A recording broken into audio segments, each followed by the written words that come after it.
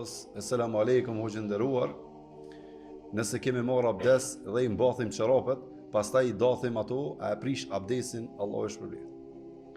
Aleikum assalam wa rahmatullahi wa barakatuh. Nëse kemi marrë çorapat duke qenë me abdes dhe kemi dath çorapat pa e prish abdesin, nuk prishet abdesi.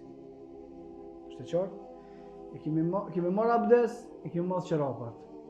Pastaj nuk e kemi prish abdesin, e kemi abdesin.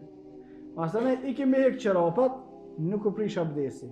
Por nëse u prish abdesi, pastaj i ka shfryzu çorapa i ka dhënë mes kur u fal, ka marrë abdes pjesën tjetër dhe çorapa i ka dhënë mes, pastaj i ka dath çto çorapa, unë mendoj te mendimi se prishet abdesi komplet.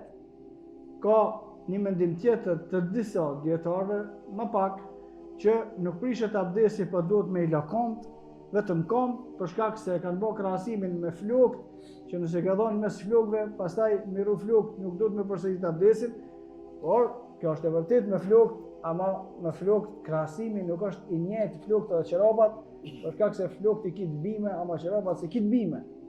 Çorapat i ke vesh vet, flokët i ke pas të kanë dalë, edhe kur i hek flokët, apet flokët kanë met aty, nuk i ke hek edhe me hek edhe kret likurën, apet nuk duhet me marr abdes, por çorapat janë dispozit tjetër, edhe pse ajo është mendim i respektuar që thonë me i la vetëm kam, por unë kujtoj që më saktë është nëse në hek çorapat pasi që u prish abdesi dhe u përdor një herë mesi, kur heken çorapat prishet komplet abdesi, vallahu a'lam.